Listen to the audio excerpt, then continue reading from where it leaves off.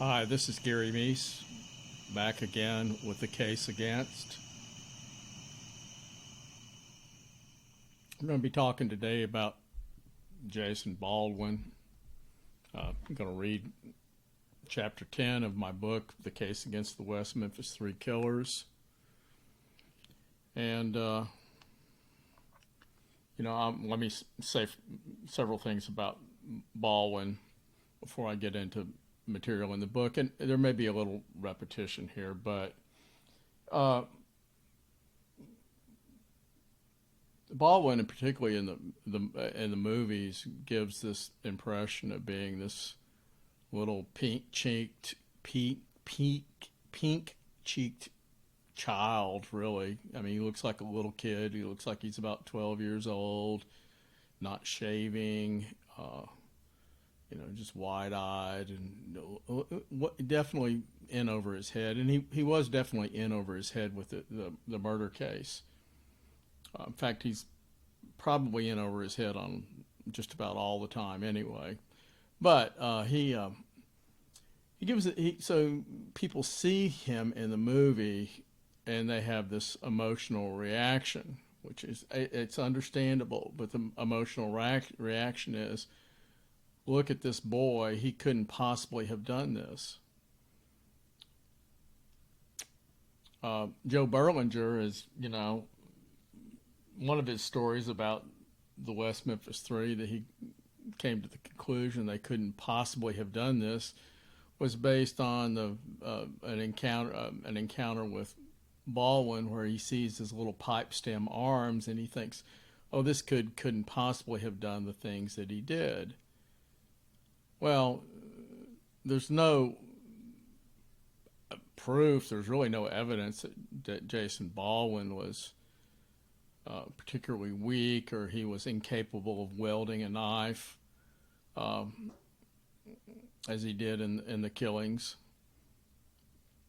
He is an unlikely looking suspect, but so there are other unlikely looking suspects.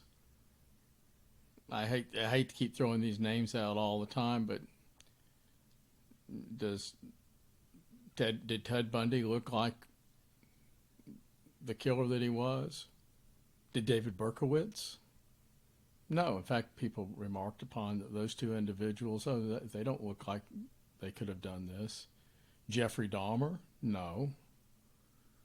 I would say John Wayne Gacy looked just like your typical average Chicago resident, middle-aged Chicago resident, which in a lot of ways he was. But he was also a cold-blooded killer. Individuals who have a condition known by various labels, and they're changing all the time, and I haven't checked the latest on the DSM manuals, but sometimes they're called sociopaths, sometimes they're called psychopaths, sometimes they're diagnosed with antisocial disorder, and other times, other things go on, I guess. But those seem to be the big three labels there. But when it gets right down to it, is people have very little or no conscience. And it's not that they're not cognitively aware of what is right and wrong. They just simply don't particularly care. They're not so stupid that they don't understand that. They just particularly don't care. Now, lots of them choose not to get into the sort of crime that we're talking about here, the murders of Michael Moore, Christopher Byers, and Stevie Branch on May 5th, 1993 in West Memphis, Arkansas. The truth is very, very few people have ever embarked on that particular sort of crime and that particular style. In fact, it may be unique. But perhaps that's a bit of a stretch, because obviously the world's a big place. It's been around for a long time, and perhaps there's someplace else where three young teenagers encountered three little boys in the woods and just killed them just because they felt like doing it that particular day, thought it was going to be fun, and you know, and then hid them away, and they were discovered. You know, Leopold and Loeb uh, were a notorious case. It was really very similar in terms of the dynamics. Uh, my friend Joshua Diaz just did a piece on the Columbine killers, and Eric Harris and Dylan Klebold were,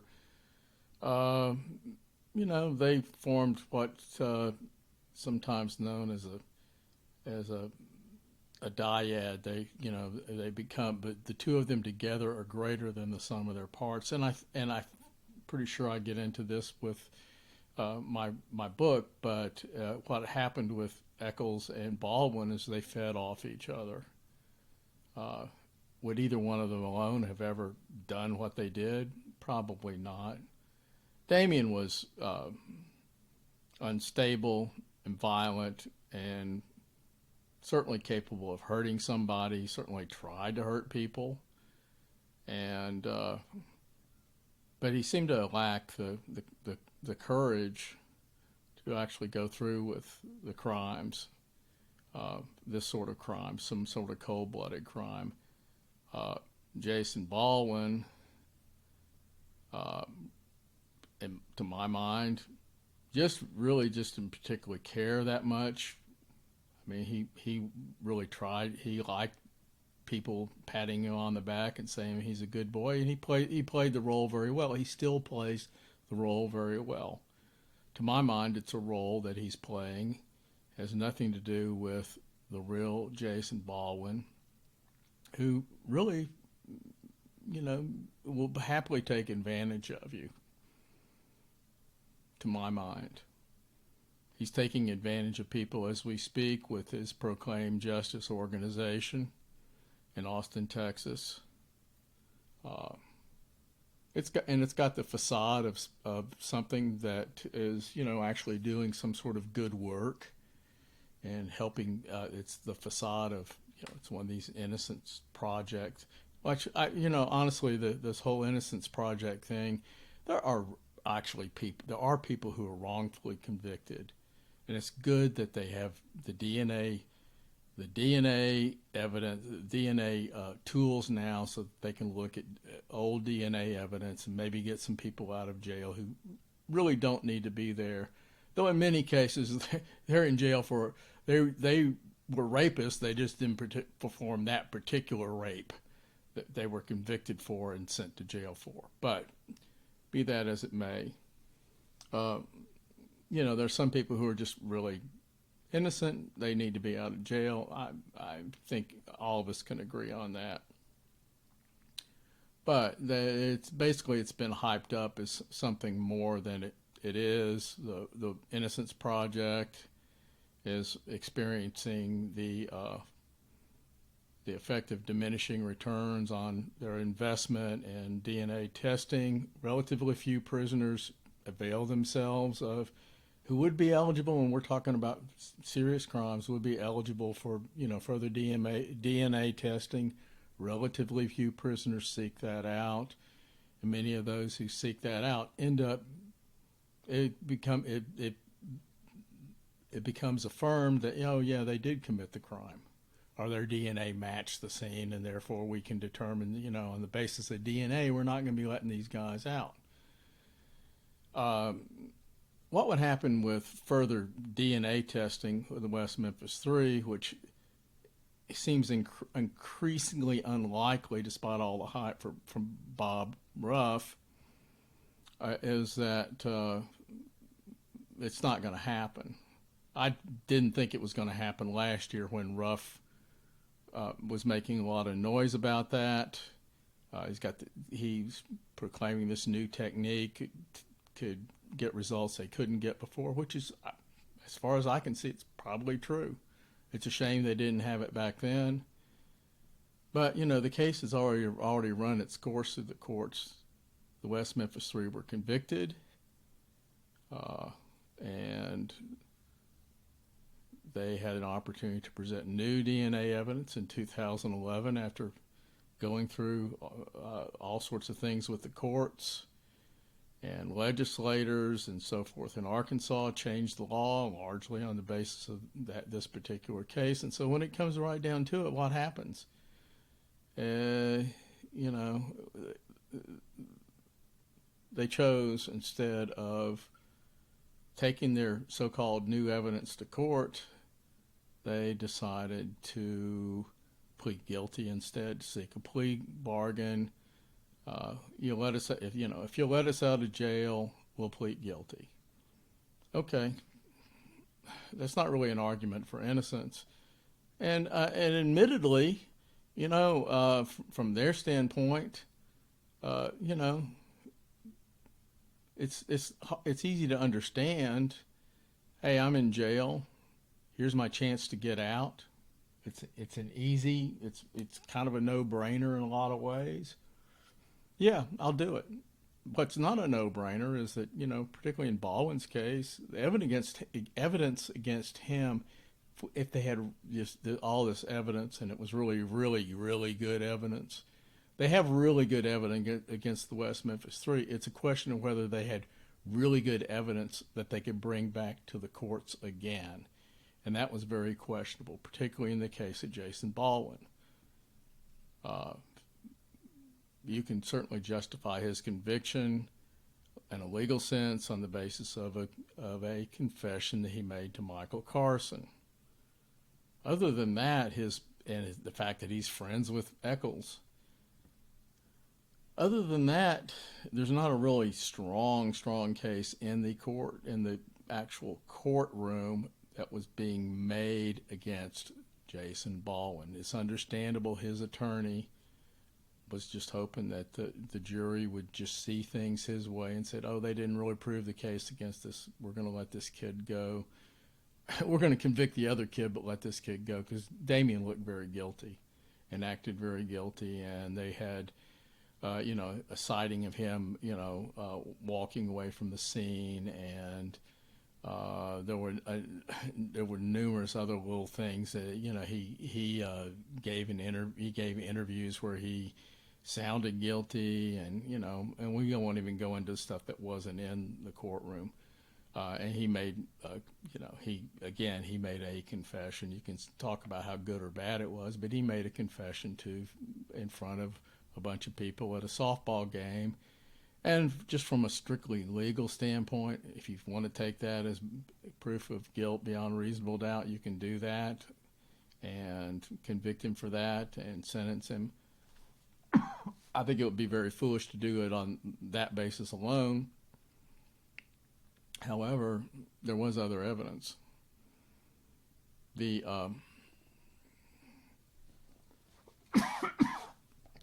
Also, I'm wandering far afield now, but Jason didn't have that sort of evidence against him. He opted to take this deal and make himself out to be some sort of martyr so he could somehow save Damien's life. Damien wasn't going to be dying in the death chamber in Arkansas anytime soon. As long as his appeals were going through the courts, he was not in any danger of execution. And the truth is, with a high-profile, controversial case like that, the state's going to be they're not going to put him high on the list of people they want to go through what they have to go through to get people executed. It just wasn't going to happen. I think back to a case, and I know I'm really dating myself here, but a murder that I helped cover, and I covered the murder trial back in 1976.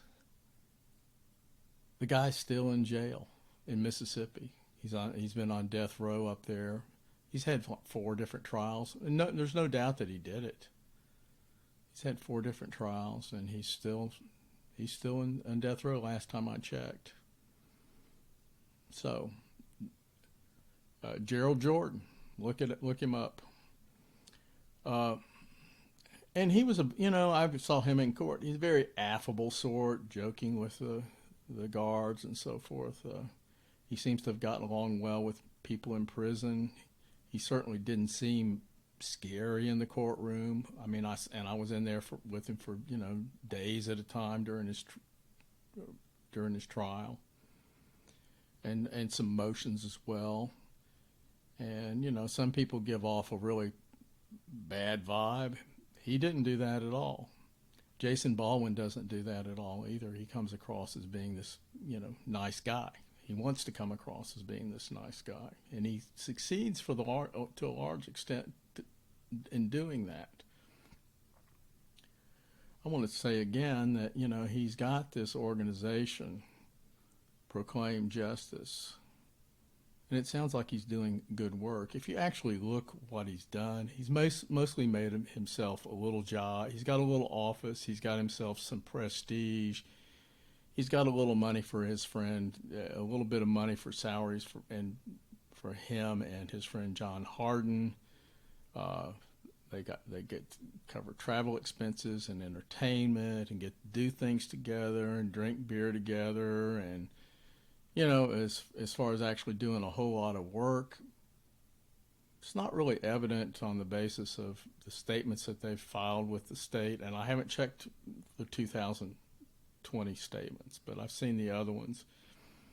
They're not doing a whole lot of work on the basis of anybody except themselves. It's covering themselves. They didn't post any any cases of any note for the longest time. They had a case of Daniel Viega in Texas, as if they really had something to do with that. The guy was tried, I think the third or fourth time he was tried. He finally got off. Well, if you try somebody often enough, and enough time goes by, enough witnesses go away, maybe you'll get an exoneration, and that's what happened. But he had somebody with deep pockets helping him out, sort of an in-law in El Paso.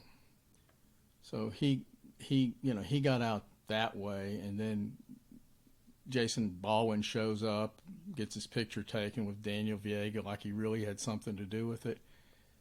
Correct me if I'm wrong, Jason Baldwin. Show me what you actually did for the case besides, show up for the picture. Maybe you bought the guy lunch when he got out. Maybe you helped him find an apartment. But, you didn't win the case for him. You didn't win his freedom for him. And stop acting as if you did. At best, maybe you helped him out. And, if you want to run an organization that helps people who are newly out of prison, good for you. That's actually like a great plan. These guys need help getting out of prison. Just try to stay on the straight and narrow if they're so inclined. And, that would be a great organization for you to be a part of and even run if you would actually do the work, which I doubt if you would. But, let's assume that you did. Give you the benefit of the doubt. But in this case, you didn't win his freedom. And then for the longest time, he had Tim Howard up there, one of Mara Leverett's favorite cases from Arkansas. Well, he acted as if he had something to do with Tim Howard getting out of prison in Arkansas. It's hard to see how he would have had much to do with that. Tim Howard was not exonerated. He was paroled after he'd been in prison for something over 25 years. It's not that uncommon for people to serve a long time in prison and be let out.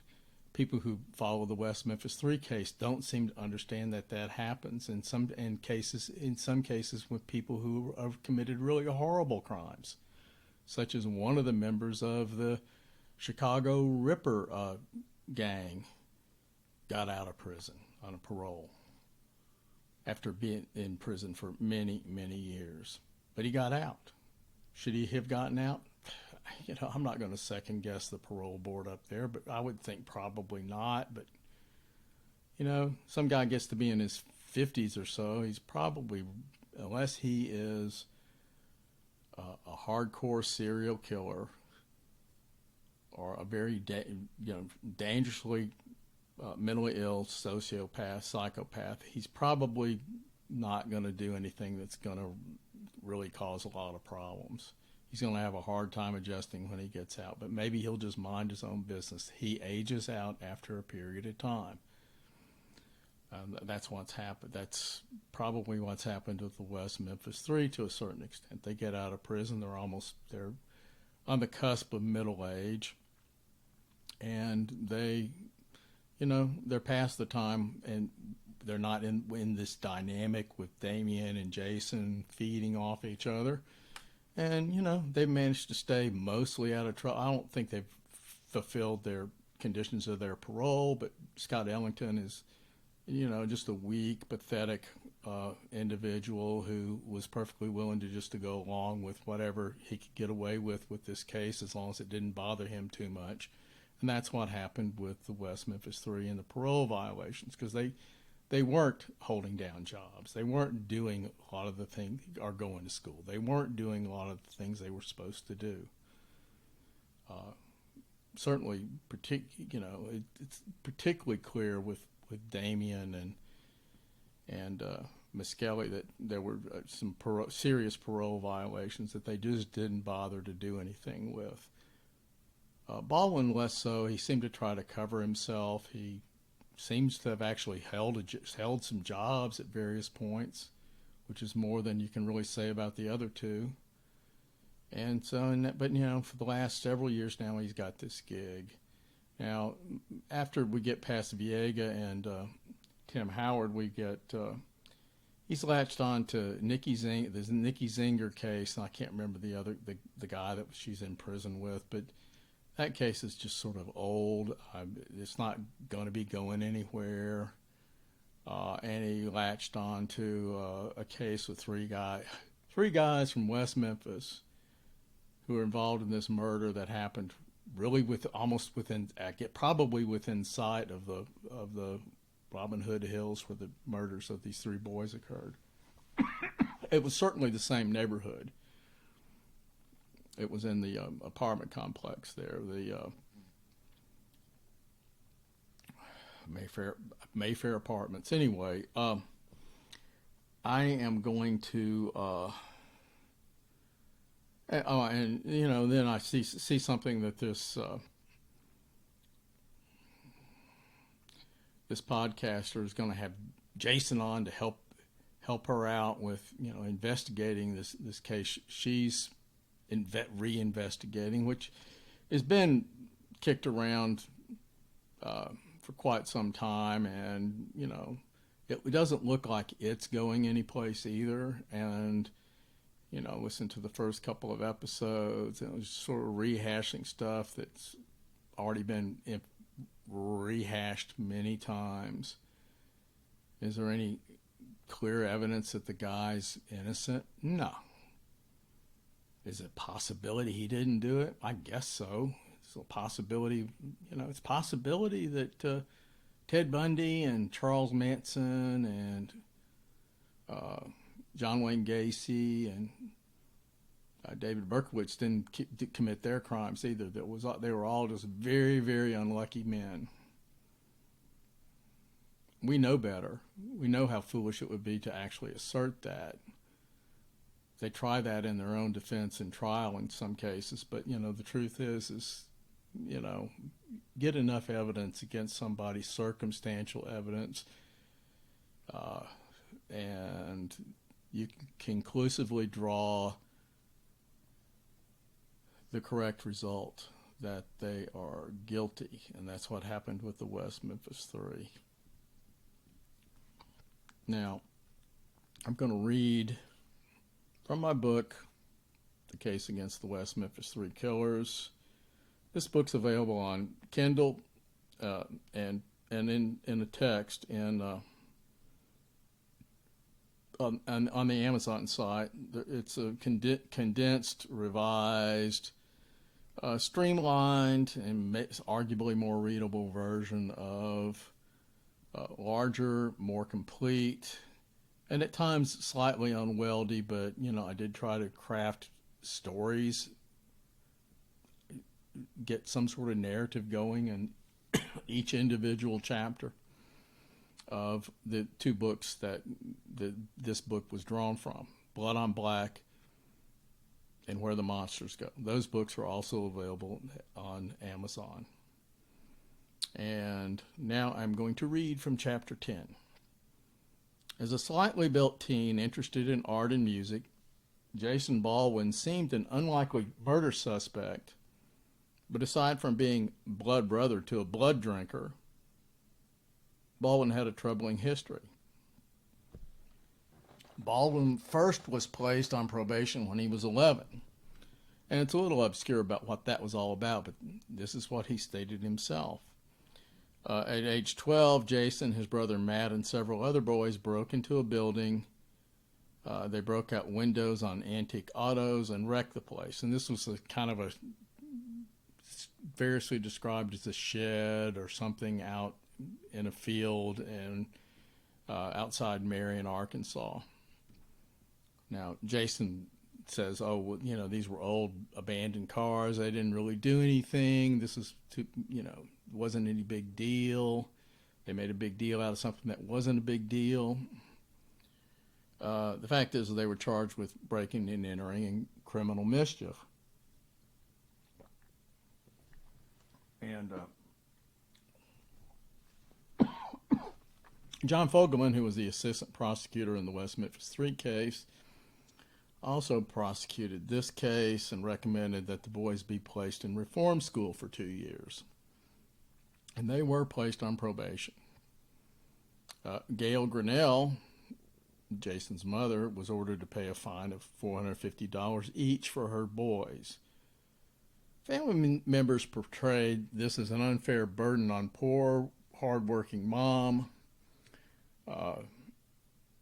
Jason Baldwin claims, they didn't have Christmas for several years. His mom actually was paying off, this debt to the system.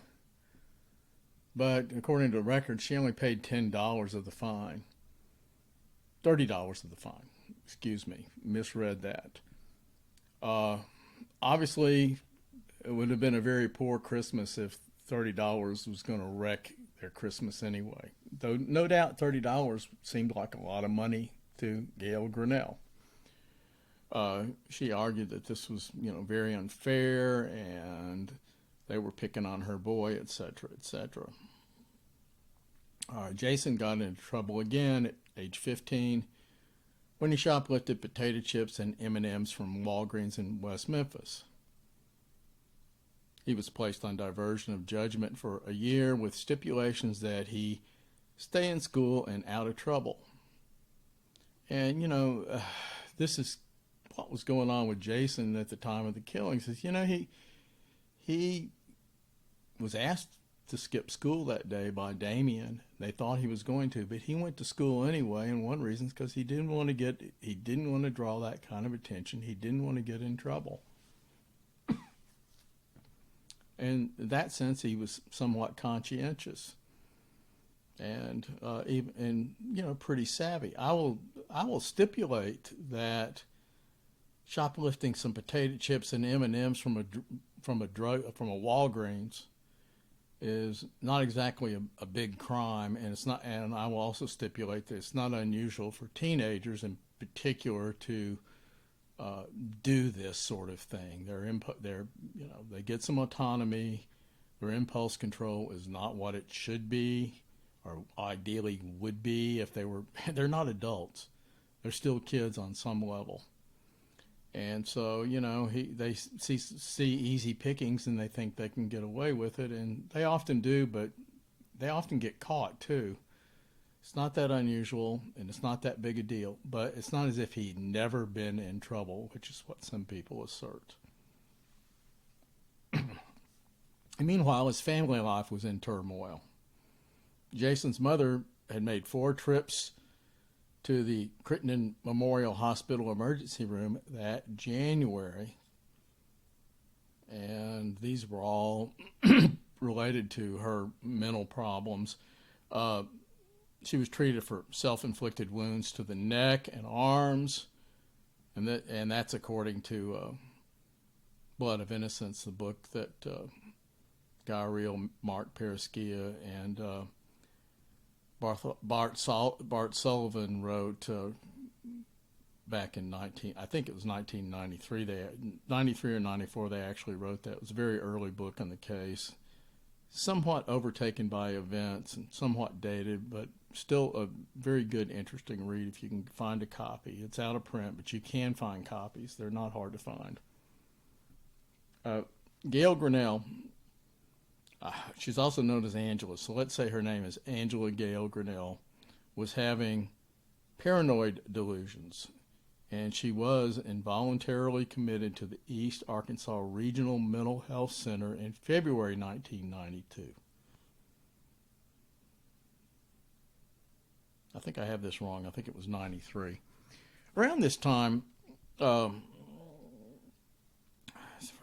didn't make a lot of errors in this book, but that I've ever caught, but perhaps that is one. I need to double check that. Around this time, Dad, their real father, Larry Baldwin, who had long been absent, showed up. And according to Maura Leverett's book on Jason Baldwin called Dark Spell, the boys told their mother they would consider living with their dad for a while. This reportedly prompted a suicide attempt via cutting her wrist. From Jason Baldwin's mother, to clarify that. Jason wrote in a school assignment in April 1993, which is the month before the killings. Once my mother tried to commit suicide, and I know how it felt when that happened. It was pretty devastating since I was the one who found her and called 911 and kept her alive. But my mother is well and happy now, and so am I. This is very typical Jason, where he just sort of glosses over whatever's going on. His mother has never seemed to be particularly well and happy. For that matter, Jason doesn't seem that well, even though he's got a happy face all the time. But that's probably the mask of normality that we're seeing. In another writing assignment, Jason described a violent fight. I am usually a calm person and can take most of anything, but sometimes I get angry. When I do get angry, it is usually not a pretty sight. One time I had to babysit my two little brothers. One is 8 and the other is 13. Remind you that there were 3 8-year-old boys in the woods. We're going to find Jason had a lot of practice in handling smaller boys and how to take control of them. I let Matt, the 13-year-old, go outside to play or whatever he want, and I let Terry, the 8-year-old, have some friends over. That was a mistake. I let them go in my room and play Super Nintendo while I watched TV in the living room. I thought I had everything under control, but I was wrong. Those kids got to fighting over the game and tore everything up in my room. It was a mess. I couldn't believe it. I made them clean up everything and leave. Then Matt got home griping as usual and started aggravating me. He would run up and hit me and say, "You can't hit me back, I'll tell Mom." So I said, "Tell Mom, boy, because you're fixing to get it." I ran over there and grabbed him into a chokehold and held him there till his face turned bright red and then let him go. I said, "Mess with me again and it'll be worse." So he picked up a broom and tried to hit me with it. I grabbed the handle, pulled it a little ways, and then pushed, and it knocked him down. He didn't do nothing else but say, "I'm still telling." I said, "So," and he did, and I got grounded for nothing. Now, there's some key elements to be taken from this story. One thing is Jason bottled up anger until it exploded. He was resentful over having to babysit his brothers, pretty obviously. Um, One of his brothers gives it, tears stuff up. He and his friends tear stuff up. The other, the other brother comes in and pesters him, and they get into a brawl, and he ends up choking. Excuse me. He ends up choking Matt. There's a family pattern of violence here. Jason was used to handling defiant younger children. Jason felt he was not treated fairly. Where have we heard this before? And Jason expressed no remorse. In other words, he got grounded for nothing, according to him, and he got grounded for nothing except choking and knocking down his little brother. Their mother's marriage to Terry Ray Grinnell was shaky, marked by violent arguments over Terry's drinking.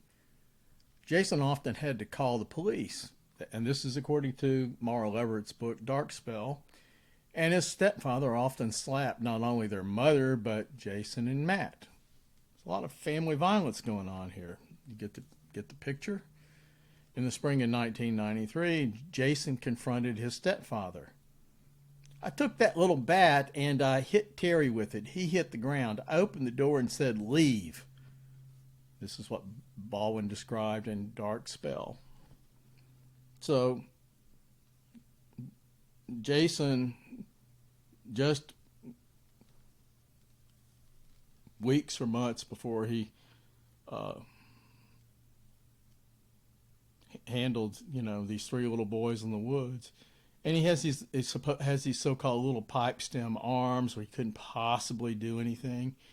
We've already learned that, he has a 13-year-old brother, and he didn't seem to have any trouble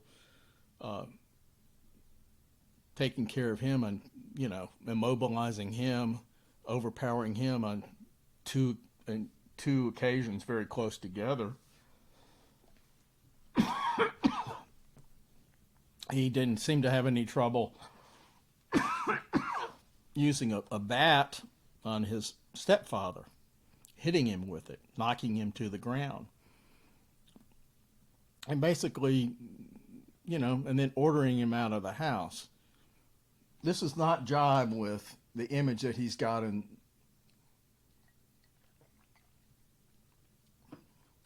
the Paradise Lost movies, or that he's projected since. But this is who Jason was.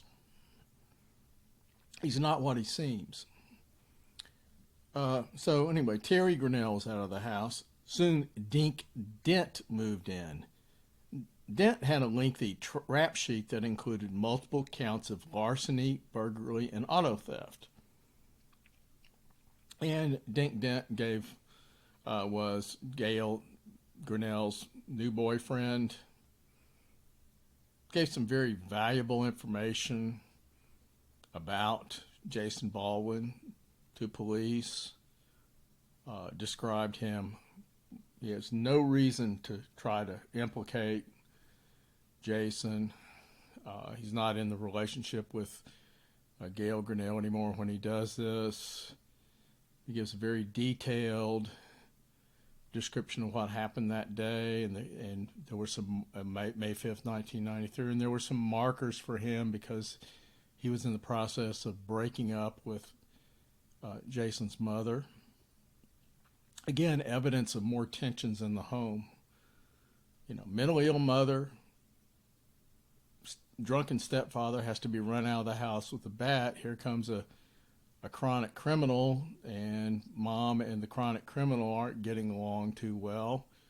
And Jason's going to be stuck doing a lot more babysitting, which he obviously resents. So we have that. A lot of bad judgment on the Grinnell side here. one key to Baldwin's character was his friendship with Damien Eccles.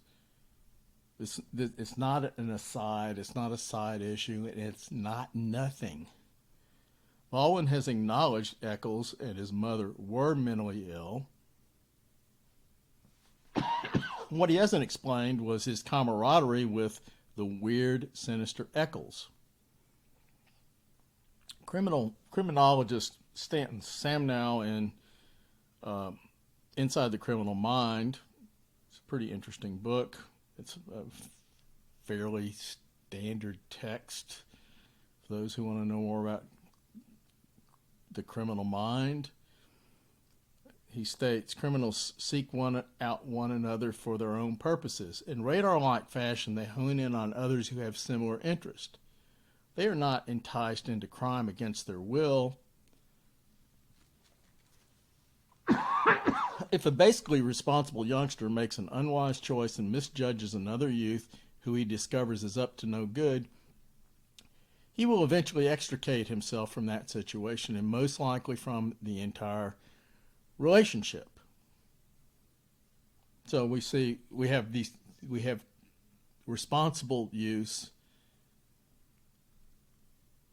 They have this friendship that they form, and they don't really know what all's going on with this other kid that they made this friendship with, and then they discover, oh, well, he wants us to do this, this, and this. Yeah, I don't think I'm going to do that. I wasn't enticed into killing anybody when I was a teenager, but I can think of a few times where I was friends with somebody. I seemed to be friends with somebody, and then it turns out, this kid isn't really what I thought he was. And I wasn't, it's not even that I was that averse to getting into some mischief, but, I had a line I wasn't going to cross, and it wasn't as if I was going to, it's not as if I was going on shoplifting sprees or anything like that, Had more to do with smoking cigarettes and drinking and so forth, and I would do that sort of stuff, but, knocking down stop signs or mailboxes or, other. I don't even get into all the other stuff you can get into when you're a teenage boy, but, some of it's pretty bad. You can get into a whole lot of trouble when you're a teenage kid if you choose to do that. And I extricated myself from those situations. And as I say, I wasn't trying to be a particularly goody-goody kid at the time. I just didn't want to get into that much trouble. Jason Baldwin had no trouble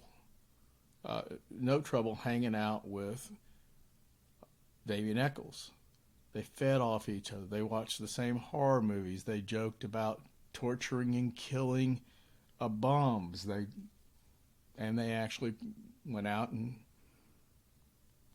caught pets, caught animals, and tortured them and killed them.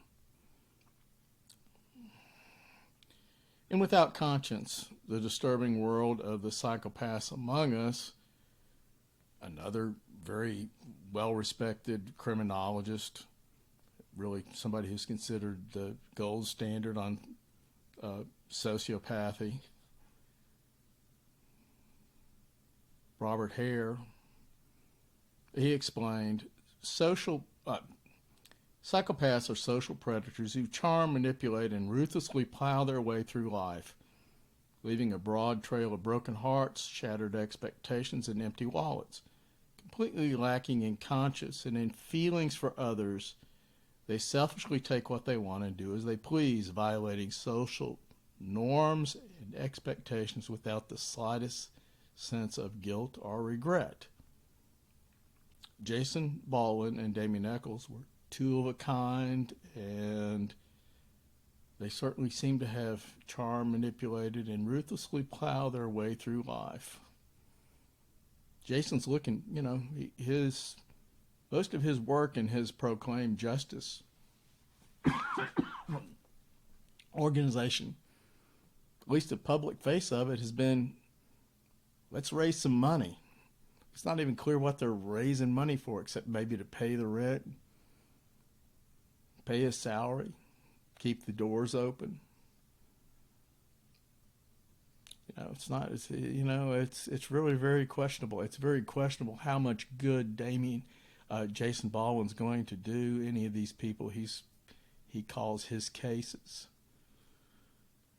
They're in prison. They're not going. If they go anywhere, it's going to be because they got paroled out. It's not because of anything Jason Baldwin's going to do. I don't know how you reinvestigate sadly enough, a very typical sort of murder with a couple of guys who are, criminally inclined guys shoot another criminally inclined guy.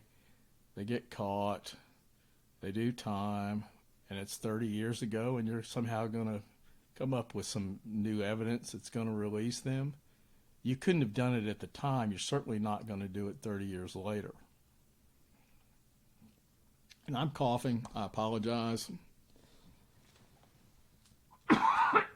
It's one reason I hold off on doing podcasts, because I think, my throat's better, and then this sort of thing happens, and I just have to suffer through. I'm not going to try to re-record, though I would be tempted to, but I've been kind of off on a rap, or maybe you would prefer to call it a rant, but whatever today, that I'm not sure I could replicate again. I know I couldn't replicate it exactly or even close to it. I might be able to cover most of the points, but I really had a lot on my mind with the Jason Baldwin situation. And I'm gotten tired of seeing his ridiculous face popping up in various social media places that I follow, and with this very vacuous, empty sort of promise that he's doing something when really he's not. Doesn't seem to be doing a whole lot. Prove me wrong. Lay it all out there. If you look at his expenses and what he spent over the first couple of years of his organization's life, really wasn't on. Most of the money was not going to do anything except what I've talked about already. Pay two people's salaries, keep the doors open, pay for their travel, pay for their entertainment, and pay for whoever was getting money for handling their books, etc., etc. Anyway, enough for me today. Before I start hacking again, I'm going to sign off, and hopefully this all worked, and